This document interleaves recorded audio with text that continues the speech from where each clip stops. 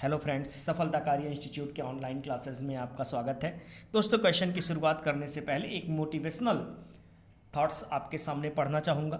जिंदगी की कठिनाइयों से भाग जाना आसान होता है। जिंदगी की कठिनाइयों से भाग जाना आसान होता है। जिंदगी में हर पहलू इम्तिहान होता है। जिंदगी में हर पहलू इम्तिहान होता है। डरने वालों को नहीं मिलता कुछ जिंदगी में, लड़ने वालों के कदमों में जहान होता है। इसलिए दोस्तों, एक परीक्षा आप अगर फेल हो जाते हैं, एक परीक्षा में असफल हो जाते हैं तो डरिए नहीं, आगे बहुत सी परीक्षाएं आएंगी। हो सकता है कि आपके ज़िंदगी में कुछ उससे बेहतर ही लिखा हो। ठीक, तो दोस्तों अब हम शुरुआत करते हैं क्वेश्चंस की अपने। तो दोस्तों, क्वेश्चंस की हम शुरुआत करते हैं हिंदी में।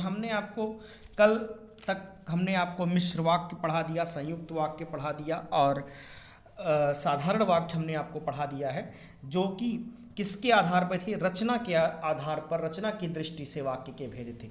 आज हम आपको दोस्तों पढ़ाएंगे अर्थ की दृष्टि से वाक्य के भेद। हमने आपको बताया था कि अर्थ की दृष्टि से वाक्य के 8 भेद होते हैं।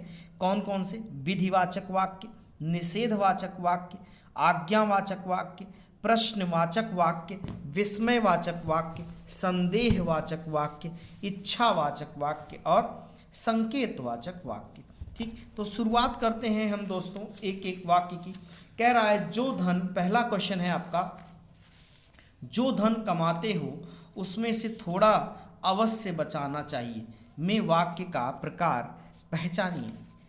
ऑप्शन नंबर ए है विधिवाचक वाक्य, ऑप्शन नंबर बी है विस्मयवाचक वाक्य, ऑप्शन नंबर सी है प्रश्नवाचक वाक्य और ऑप्शन नंबर डी है इच्छावाचक वाक्य। दोस्तों देखिए, यहाँ विधिवाचक वाक्य किसे कहते हैं यह जानिए। ठीक है, विधिवाचक वाक्य में दोस्तों जहाँ आपको किसी चीज़ की कामना की जाए, विधिवाचक वाक्य अर्थात नियम। क्या होता है? विधि का मतलब ही होता है नियम। तो अर्थात जहाँ क्रिया हो रही हो वह क्या हो जाएगा? विधिवाचक वाक्य। क्या हो जाएगा? विधिवाचक वाक्य। विस्मयवाचक वाक्य दोस्तों जहां पर आपको आश्चर्य दिखाई दे, जिस वाक्य से आश्चर्य का भाव प्रतीत हो रहा हो वहां क्या हो जाएगा? आश्चर्य का भाव हो, दुख का भाव हो, खुशी का भाव हो, वहां क्या हो जाएगा दोस्तों? विस्मयवाचक वाक्य हो जाएगा। अब प्रश्नवाचक वाक्य, जहां भी आप, जिस वाक्य से आपको प्रश्न का भाव लगे वही प्रश्नवाचक वाक्य है। और इच्छावाचक वाक्य वह है कि जहां पे आपको जिस वाक्य से इच्छा का भाव प्रकट हो। इच्छा में वाचक वाक्य में ध्यान दे लीजिएगा, आशीर्वाद भी आएगा, गाली भी आएगी, बद्दुआ भी आएगी। ठीक है, तो जिस वाक्य के कहने वाले की इच्छा या कामना का बोध हो रहा हो वहां क्या हो जाएगा? इच्छावाचक वाक्य है। तो यहाँ कह रहा है जो धन कमाते हो उसमें से थोड़ा अवश्य बचाना चाहिए। इसमें से आपको लग रहा है कि इसमें इच्छा जताई जा रही है, तो ऑप्शन नंबर आपका यहाँ हो जाएगा डी, इच्छावाचक वाक्य। क्या हो जाएगा? इच्छावाचक वाक्य। अगला देखो, ईश्वर तुम्हें दीर्घायु दे। ईश्वर तुम्हें दीर्घायु दे, अर्थ के आधार पर वाक्य का भेद बताएं। ऑप्शन नंबर ए है प्रश्नवाचक वाक्य, वी है विस्मयवाचक वाक्य, सी इच्छावाचक वाक्य, डी निषेधवाचक वाक्य। हमने कहा आशीर्वाद हो, बद्दुआ हो, गाली हो, ईश्वर तुम्हें दीर्घायु दे, तो यहाँ दोस्तों है क्या? आशीर्वाद दिया जा रहा है। तो अगर आशीर्वाद दिया जा रहा है तो यहाँ कौन सा वाक्य? इच्छावाचक वाक्य हो जाएगा। तो आपका ऑप्शन नंबर सी सही हो जाएगा। क्या हो जाएगा? आपका ऑप्शन नंबर सी यहाँ सही हो जाएगा। अच्छा, अगर आपसे कह देता ईश्वर तुम्हें सफलता प्रदान करे, ईश्वर तुम्हें सफलता प्रदान करे, तो कौन सा वाक्य हो जाता दोस्तों? फटाफट बताएं। ईश्वर तुम्हें सफलता प्रदान करे, तो दोस्तों ईश्वर तुम्हें सफलता प्रदान करे में हो जाएगा इच्छावाचक वाक्य। ठीक, यहाँ भी क्योंकि आशीर्वाद ही दिया जा रहा है। ठीक है, चलिए अगले क्वेश्चन की तरफ बढ़ते हैं। शायद पिताजी आ जाएं, शायद पिताजी आ जाएं। ठीक, तो दोस्तों कौन सा, किस प्रकार का वाक्य है पूछा जा रहा है? ऑप्शन नंबर ए है आज्ञार्थक, ऑप्शन नंबर बी है संदेहार्थक, ऑप्शन नंबर सी है इच्छार्थक और ऑप्शन नंबर डी है संकेतवाचक। तो दोस्तों जहाँ भी शायद लग जाए, जहाँ भी संशय की स्थिति उत्पन्न हो जाए, वहाँ हर हाल में संदेहवाचक वाक्य होगा। जहाँ भी संशय की स्थिति उत्पन्न हो जाए वहाँ कौन सा वाक्य होगा? संदेहवाचक वाक्य होगा। तो यहाँ शायद पिताजी आ जाएं अर्थात संदेह की यह शायद संदेहवाचक शब्द ही है। शायद क्या है? संदेहवाचक शब्द है। तो ऑप्शन हो जाएगा यहाँ पर संदेहार्थक वाक्य। क्या हो जाएगा? संदेहार्थक वाक्य हो जाएगा। ठीक, अगला क्वेश्चन देखते हैं। इनमें से कौन सा वाक्य संदेहवाचक है? ऑप्शन नंबर ए है दयाशंकर शिवपुर में रहता है। यह तो एकदम क्लियर है, इसमें संदेह कुछ है ही नहीं। Option number B Rajendra Alampur में रहता है। यह भी एकदम सही है, इसमें भी जो है संदेह की कोई स्थिति नहीं है। शायद सुरेंद्र इगतपुरी में रहता है। यहाँ देखिए शायद लग गया है, शायद संशय का वो शब्द लग गया है, तो शायद यही आपका हो जाएगा संदेहवाचक वाक्य। और लास्ट में है क्या शंकर रामनगर में रहता है? क्या ये प्रश्नवाचक शब्द है? तो यहाँ हो जाएगा प्रश्नवाचक वाक्य। ठीक, तो अगला क्वेश्चन इसमें आपका ऑप्शन नंबर सी सही हो जाएगा। अगला क्वेश्चन है पानी ना बरसता तो धान सूख जाता, किस प्रकार का वाक्य है? पानी ना बरसता तो धान सूख जाता, किस प्रकार का यह वाक्य है दोस्तों? तो दोस्तों संकेत अर्थात शर्त, संकेत अर्थात शर्त। ठीक है, तो जिस वाक्य से शर्त के भाव का बोध हो रहा हो, शर्त के भाव का बोध हो रहा हो, वहीं क्या हो जाएगा दोस्तों? वहीं हो जाएगा आपका संकेतवाचक वाक्य। ठीक, तो ऑप्शन नंबर ए है आपका पानी ना बरसता तो धान सूख जाता, किस प्रकार का वाक्य है? ऑप्शन नंबर ए है आज्ञावाचक वाक्य, बिल्कुल नहीं हो सकता। संदेहवाचक वाक्य, ये भी नहीं होगा। संकेतवाचक वाक्य यह हो सकता है, और डी इच्छावाचक वाक्य यह भी नहीं होगा। तो आपका ऑप्शन नंबर बी सही हो जाएगा, संकेतवाचक वाक्य। तो यहाँ लगा हुआ है जो कि शर्त का सूचक है, पानी न बरसता तो धान सूख जाता, तो शर्त का सूचक है यहाँ। ठीक है, तो यह क्या हो जाएगा दोस्तों? संकेतवाचक वाक्य। अगला क्वेश्चन, आपने बुलाया तो हम अवश्य आते। आपने बुलाया होता तो हम अवश्य आते, अर्थ के आधार पर वाक्य भेद है। ऑप्शन नंबर ए है संदेहवाचक वाक्य, ऑप्शन नंबर बी इच्छावाचक वाक्य, ऑप्शन नंबर सी संकेतवाचक वाक्य, और ऑप्शन नंबर डी आज्ञावाचक वाक्य। आपने बुलाया तो, ये देखिए फिर यहाँ पर आपको शर्त की स्थिति उत्पन्न हो गई। शर्त की स्थिति जैसे ही उत्पन्न होगी वहाँ कौन सा हो जाएगा दोस्तों? तुरंत संकेतवाचक वाक्य हो जाएगा। ठीक है, तो यहाँ ऑप्शन नंबर आपका डी सही, सी सही हो जाएगा, संकेतवाचक वाक्य। ठीक, अगला क्वेश्चन देखते हैं। तुम कहाँ जा रहे हो? वाक्य का प्रकार स्पष्ट कीजिए। तुम कहाँ जा रहे हो? ऑप्शन नंबर ए विधिवाचक वाक्य दोस्तों, ऑप्शन नंबर बी प्रश्नवाचक वाक्य, ऑप्शन नंबर सी निषेधवाचक वाक्य, और ऑप्शन नंबर डी विस्मयवाचक वाक्य। यहाँ लिखा है तुम कहाँ जा रहे हो, तो यहाँ कहाँ क्या है? प्रश्नवाचक लगा हुआ है शब्द। तो तुम कहाँ जा रहे हो, कहाँ प्रश्नवाचक शब्द लगा हुआ है, तो कहाँ प्रश्नवाचक शब्द लगा हुआ है, तो यह क्या हो जाएगा? प्रश्नवाचक वाक्य हो जाएगा। क्या हो जाएगा दोस्तों? प्रश्नवाचक वाक्य हो जाएगा। तो ऑप्शन नंबर बी सही हो जाएगा, ऑप्शन नंबर बी सही हो जाएगा। अगला क्वेश्चन देखते हैं। हाय मुझे क्या हो गया में वाक्य का प्रकार पहचानिए। ऑप्शन नंबर ए संदेहवाचक वाक्य, ऑप्शन नंबर बी संकेतवाचक वाक्य, ऑप्शन नंबर सी विधिवाचक वाक्य, और ऑप्शन नंबर डी है विस्मयवाचक वाक्य। दोस्तों यहाँ अब आपको विस्मय का अर्थ जहाँ पर आश्चर्य हो, जहाँ पर आपको दुख हो, जहाँ पर आपको घृणा हो, जहाँ पर सुख इत्यादि का भाव प्रकट हो रहा हो, वहाँ क्या हो जाएगा? वहाँ आपका विस्मयवाचक वाक्य हो जाएगा। तो हाय यहाँ जो शब्द है यह विस्मय सूचक शब्द है। हाय जो यहाँ शब्द लगा हुआ है या क्या है? विस्मय सूचक शब्द है। तो हाय जब विस्मय सूचक शब्द है तो यहाँ वाक्य कौन सा हो जाएगा? विस्मयवाचक वाक्य हो जाएगा। तो इसमें आपका ऑप्शन नंबर डी सही हो जाएगा। तो जिस वाक्य से आश्चर्य, दुख, घृणा, सुख आदि का भाव स्पष्ट हो रहा हो या भाव प्रकट हो रहा हो, तो वहाँ क्या हो जाएगा? विस्मयवाचक वाक्य हो जाएगा। अगला क्वेश्चन देखते हैं।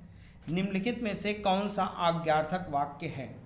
तो ऑप्शन नंबर ए है यहाँ सुरेश को बुलाना चाहिए। सुरेश को बुलाना चाहिए, यह तो आज्ञार्थक वाक्य हो जाएगा। अभिषेक पुस्तक लाओ, सी है सुषमा को अभी पढ़ना जरूरी है, और डी है तुम्हें बाजार जाना चाहिए। इसमें आपका ऑप्शन नंबर बी सही हो जाएगा, अभिषेक पुस्तक लाओ। अभिषेक पुस्तक लाओ। दोस्तों, जिस वाक्य से किसी तरह की आज्ञा का भाव प्रकट हो रहा हो, जिस वाक्य से किसी तरीके की आज्ञा का भाव प्रकट हो रहा हो, वहाँ क्या हो जाएगा? आज्ञार्थक वाक्य हो जाएगा। वहाँ क्या हो जाएगा? आज्ञार्थक वाक्य हो जाएगा। तो अभिषेक पुस्तक लाओ, यहाँ आज्ञा का भाव प्रकट हो रहा है, तो क्या हो जाएगा दोस्तों? यहाँ आज्ञार्थक वाक्य। ऑप्शन नंबर बी सही हो जाएगा। अगला क्वेश्चन, वह अपनी कक्षा का सर्वाधिक प्रतिभाशाली छात्र है। वह अपनी कक्षा का सर्वाधिक प्रतिभाशाली छात्र है। उपयुक्त वाक्य का बिना अर्थ बदले निम्नलिखित में से कौन सा नकारात्मक वाक्य उपयुक्त होगा? ऑप्शन नंबर ए है नकारात्मक अर्थात निषेधात्मक वाक्य निषेधवाचक वाक्य होगा। तो दोस्तों निषेधवाचक वाक्य का मतलब हो गया जहां पर आपको कोई चीज़ मना की जा रही हो, कोई चीज़ मना की जा रही हो, किसी चीज़ पे निषेध हो, ठीक है, वही क्या है? निषेधात्मक वाक्य है। तो कहा जा रहा है ऑप्शन नंबर ए, वह अपनी कक्षा का सर्वाधिक प्रतिभाशाली छात्र नहीं है। ठीक, दूसरा ये तो अर्थ बदल जाएगा यहाँ। बी कह रहा उसके समान अपनी कक्षा में कोई प्रतिभाशाली छात्र नहीं है। वह अपनी कक्षा का सर्वाधिक प्रतिभाशाली छात्र है। तो दोस्तों यहाँ अगर हम बी वाला देखें तो उसके समान अपनी कक्षा में कोई प्रतिभाशाली छात्र नहीं है, या बिल्कुल क्या हो जाएगा? सही हो जाएगा। और यही आपका ऑप्शन नंबर बी सही आंसर भी, आपका ऑप्शन नंबर बी सही आंसर है। क्योंकि सी अगर देखेंगे तो प्रतिभा में वह अपनी कक्षा के किसी छात्र से कम नहीं है, यह भी अर्थ बदल जाएगा। और अपनी कक्षा के प्रतिभाशाली छात्रों में उसकी गिनती नहीं होती, यह भी गलत हो जाएगा। ठीक, तो आपका ऑप्शन नंबर बी सही हो जाएगा। अगला क्वेश्चन है, बच्चे खेल रहे हैं, अर्थ के आधार पर वाक्य का प्रकार बताइए। हमने अभी आपसे बताया था प्रश्नवाचक वाक्य अर्थात जब किसी वाक्य से प्रश्न का भाव स्पष्ट हो। विधान का वाक्य अर्थात जहाँ नियम या फिर जहाँ क्रिया हो रही हो, जहाँ क्रिया हो रही हो, ठीक है, जहाँ क्रिया हो, यहाँ सकर्मक और कर्मक से कोई मतलब नहीं है। जहाँ क्रिया है वह क्या? विधिवाचक वाक्य है। सी निषेधात्मक वाक्य अर्थात जहाँ मना करने की बात आ रही हो वहाँ निषेध। आज्ञावाचक वाक्य जहाँ पर आज्ञा का भाव स्पष्ट हो रहा हो वहाँ आज्ञावाचक वाक्य। तो यहाँ बच्चे खेल रहे हैं, यहाँ क्रिया हो रही है, ठीक है, तो यहाँ क्रिया है अर्थात यह हो जाएगा विधि वाक्य। तो ऑप्शन नंबर बी आपका सही हो जाएगा, विधि वाक्य। अगला क्वेश्चन, वह दंड से बचना चाहता था इसलिए भाग गया। वह दंड से बचना चाहता था इसलिए भाग गया। वह एक संयुक्त वाक्य है, यह एक संयुक्त वाक्य है। इसका सरल रूप क्या होगा? ठीक है, तो ऑप्शन नंबर ए कह रहा है क्योंकि वह दंड से बचना चाहता था इसलिए भाग गया, यह गलत हो जाएगा। ऑप्शन नंबर बी दंड से बचने के लिए वह भाग गया, यह सही हो जाएगा। अगर हम सरल रूप इसका बताएंगे तो क्या हो जाएगा? अगर हम इसका सरल रूप बनाएंगे दोस्तों,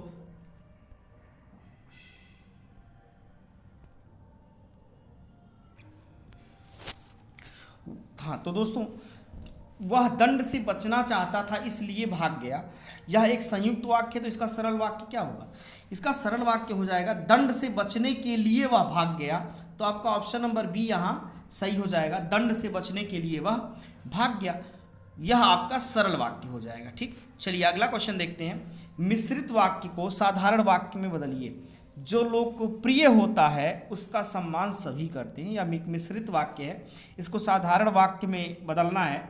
जो कवि लोकप्रिय होता है उसका सम्मान सभी करते हैं। ऑप्शन नंबर ए है लोकप्रिय कवि का सम्मान सभी करते हैं। ऑप्शन नंबर बी है लोकप्रिय कवि का सम्मान करना चाहिए, लोकप्रिय कवि का सम्मान करना चाहिए। ऑप्शन नंबर सी है लोकप्रिय कवि को सम्मानित सभी के द्वारा करते हैं, लोकप्रिय कवि को सम्मानित सभी के द्वारा करते हैं। और ऑप्शन नंबर डी है लोकप्रिय कवि जो होता है उसका सभी सम्मान करते हैं। तो इसमें क्या सही हो जाएगा दोस्तों? साधारण वाक्य अगर बनाना है तो इसमें लोकप्रिय कवि का सम्मान सभी करते हैं, यही आपका साधारण वाक्य हो जाएगा। ठीक, तो आपका ऑप्शन नंबर ए सही हो जाएगा। अगला क्वेश्चन देखते हैं। संयुक्त वाक्य को सरल वाक्य में बदलो। अतिथि आए और कार्यक्रम शुरू हुआ, अर्थात यहाँ और जो लगा हुआ है या संयुक्त वाक्य के लिए लगा हुआ है, ठीक है, तो अतिथि आए और कार्यक्रम शुरू हुआ, तो इसको सरल वाक्य कैसे बदलेंगे? देखते हैं और को हटाते हैं। जैसे ही अतिथि आए कार्यक्रम शुरू हुआ। ठीक। दूसरा कह रहा है अतिथि के आते ही कार्यक्रम शुरू हुआ, अतिथि के आने के साथ ही कार्यक्रम शुरू हुआ, और ज्यों अतिथि आए कार्यक्रम शुरू हुआ। दोस्तों यहाँ अगर देखा जाए तो अतिथि के आते ही कार्यक्रम शुरू हुआ, यह आपका एकदम सरल वाक्य है, यह आपका एकदम सरल वाक्य है। ठीक है, तो अगला क्वेश्चन देखते हैं। अगला क्वेश्चन है सरल वाक्य को संयुक्त वाक्य में बदलिए। वह पढ़ने के अलावा अखबार भी बेचता है। सरल वाक्य है, संयुक्त वाक्य में और लगाना पड़ेगा हमको, या फिर कोई संयुक्त योजक शब्द लगाना पड़ेगा। देखते हैं। ऑप्शन नंबर 1 कह रहा है वह पढ़ता है और अखबार भी बेचता है। दूसरा कह रहा है पढ़ता भी है और अखबार भी बेचता है। सी वाला कह रहा है जबकि वह पढ़ता भी फिर भी अखबार बेचता है। और डी कह रहा है पढ़ने के साथ वह अखबार भी बेचता है। तो दोस्तों आप अगर देखेंगे तो वह पढ़ता है और अखबार भी बेचता है, यह आपका संयुक्त वाक्य है और यह सही भी है। वह पढ़ता है और अखबार भी बेचता है। ऑप्शन नंबर ए आपका सही हो जाएगा। ठीक है दोस्तों, तो वाक्य से संबंधित जो भी प्रश्न थे हमने आपको करा दिए हैं। अगर आपको समझ में आया होगा तो दोस्तों वीडियो को लाइक करिएगा, शेयर करिएगा और हमारे चैनल को सब्सक्राइब करिएगा। फ्रेंड्स, वाक्य से संबंधित जो महत्वपूर्ण प्रश्न हैं वो लगभग कंप्लीट हो गए हैं और आपका वाक्य चैप्टर भी कंप्लीट हो गया है। अब हम जो अगला चैप्टर आपको लेके आएंगे वह दोस्तों शब्द शुद्धि का लेकर आएंगे, ताकि शब्द शुद्धि एग्जामिनेशन में बहुत पूछी जाती है। शब्द शुद्धि या फिर मुहावरे और लोकोक्तियों कर लेकर आया जाएगा आपके सामने। ठीक है, तब तक के लिए दोस्तों धन्यवाद।